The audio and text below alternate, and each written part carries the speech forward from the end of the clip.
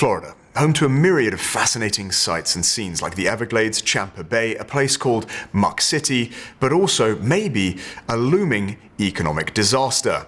Is climate change about to swallow Florida's economy? Let's take a look.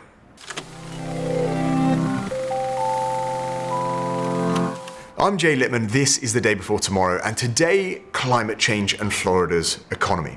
We'll talk about the current fiscal impact of Hurricane Ian, look back at the history of hurricanes and the housing market, and finally we'll look ahead to what might be coming next. It'll be an airboat ride through the proverbial swamp that is the Florida insurance industry, like a real-life swamp tour, except I can guarantee fewer gators. We can't guarantee that. Why not? Look to your right. To start, we are now far enough out from Hurricane Ian to have a clearer picture of the massive scope of the damage it caused. Right, lives have been lost or upended, and Florida is still reeling from the storm's toll. As it currently stands, Ian is set to be the second most expensive hurricane after Katrina, and the second largest single insurance industry loss event ever, expected to total between $53 and $74 billion. Now, why is this more than just a short-term issue of rebuilding? Because Ian might have just spurred a catastrophic shift in the home insurance sector, which could be pretty bad news for a state where 20% of the GDP is tied up in the real estate market. But before we dive into that, let's get some hurricane history.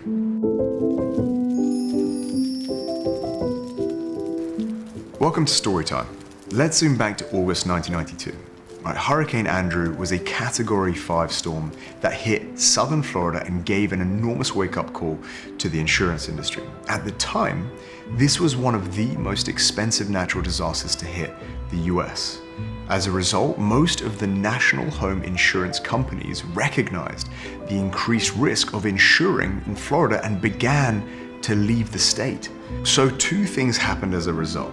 First, Florida lawmakers built a backstop for private insurers in the form of a state-backed company called Citizens Property Insurance Corporation, which homeowners can turn to if they were unable to get private home insurance. In essence, the state props up the real estate market through this measure. Second, the handful of smaller private insurers that did remain in the state adjusted their business model. Now, the typical insurance model works like so. Companies set a price of their premiums at a rate that is expected to cover any claims plus a profit margin. After Andrew, these companies realized premium rates wouldn't cover the damage if another storm came to town. So, to keep premiums lower, they spent heavily on reinsurance, or essentially insurance for insurance companies. Now, I should note, this is not an abnormal practice by insurance companies. However, the degree of Florida's reliance on reinsurers is higher than in any other state. And that combination of government backstops and reinsurance worked. The Florida housing market boomed with a dramatic increase in home building on the coast itself. But Florida left itself open to risk here. What happens if those reinsurance companies determine that their businesses can't withstand another Andrew or Ian?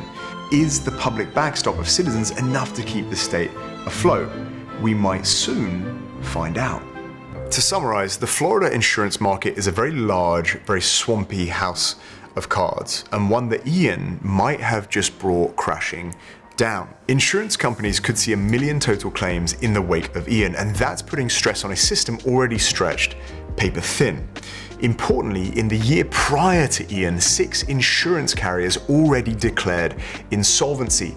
Others have dropped customers or stopped writing new policies. As a result, the number of policyholders of Citizens has ballooned, nearly doubling in the past 2 years, and all of that was before Ian. The real pain point here lies with reinsurance companies. Reinsurance costs for some Florida insurance rose by as much as 50% in the first half of this year and will likely continue to soar. Earlier this year, Citizens, which plot twists also relies on reinsurers, was only able to get about half of the reinsurance it planned to buy. And reinsurers are already considering reducing capacity ahead of renewal season in early 2023. If the insurance sector keeps feeling these pressures, we could certainly see more insolvencies. But what about the knock-on effects for Floridians? Floridians. Floridians. Florida. Go Gators. Go Gators. Well, we might be seeing the start of a domino effect. And the first domino might be a collapsing insurance market. And you need an insurance market to have a mortgage market. Without a mortgage, most prospective homeowners can't buy a home. With fewer buyers, home prices fall and new development could slow or even come to a stop. And remember, this is a state where 20% of its GDP is tied up in real estate. This is a state that loves its real estate. And one final takeaway, now that the domino bit is done, right? I've said it once, I've said it a million times. Climate risk is financial risk and we ignore it at our peril. I'm Jay Lipman. This has been the day before tomorrow. Do you think the domino thing worked? Yeah, I think so. I think they liked it. I love dominoes. Yeah, maybe they didn't like it as much as you did. But... I'm old.